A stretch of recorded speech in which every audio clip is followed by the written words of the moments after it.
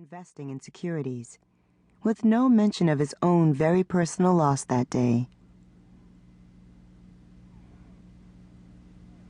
My Uncle A.G. Gaston was the real thing if you wanted to use words like legend or icon. Beginning with the question, what do our people need now? Uncle Arthur, as we called him, developed over the course of his nearly 80-year career an amazingly accurate business philosophy that allowed him to create and grow numerous service-based companies for the black community in Birmingham, Alabama. By 1992, Black Enterprise, the magazine devoted to tracking the progress of African American businesses and their creators, had designated A.G. Gaston the entrepreneur of the century.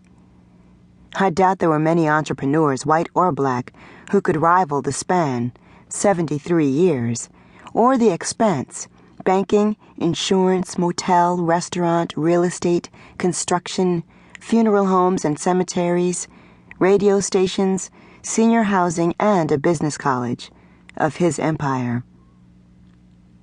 For many years, A.G. Gaston was referred to casually as the richest black man in America. We, his family, never knew if that was actually true, but we did know for certain that he was very good at what he did, and that he went to work every day of his life until the day he died.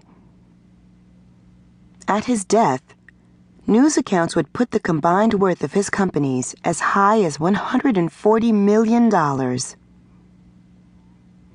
None of us really understood, as our uncle's life and legend were unfolding, how accurately his story reflected a century of hopes on the part of African Americans, initiated by the promise of the Civil War, trampled by the failures of the Reconstruction era, to finally become possible 100 years later.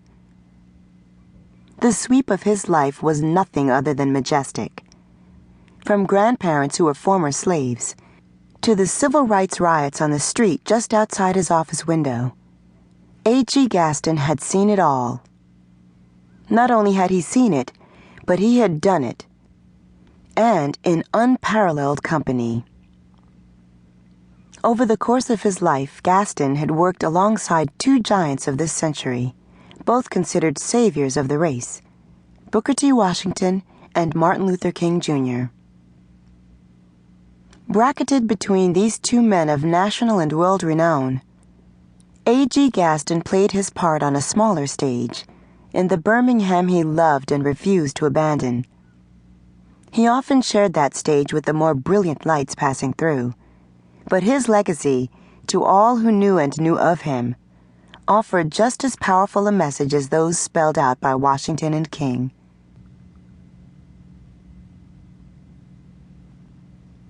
Uncle Arthur had always been a presence in my life. He married my mother's sister Minnie before I was born. I'm told that when Minnie Gardner married Arthur George Gaston, it was considered a melding of royal dynasties. While my uncle had begun to make his way in the world, the Gardners, a farming family from Montgomery, were considered some of the most beautiful people in Alabama.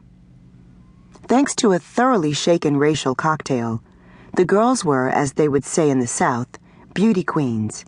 The boys, handsome devils. Thusly united, my cousins and I grew up in a huge, privileged Alabama family. Huge because there were so many of us Gardners, 30 siblings and spouses, 45 first cousins, and so on. Privileged because we were the nieces and nephews of A.G. and Minnie Gaston. Minnie, one of the oldest of the 15 Gardner children, had helped raise my mother Elizabeth when their parents were no longer able. She lived with the Gastons off and on while she was in school, forming a bond with them that might not have been otherwise possible given the practical considerations of being one of 15 siblings. It was Aunt Minnie, childless in her marriage to A.G., who later chose my name, the name she had been saving for her own unborn daughter. By the time I was 7, I had moved to New York City with my parents, but the day school closed for the summer, I could be found on a plane headed south, a tag on my dress indicating who would pick me up, the Gastons.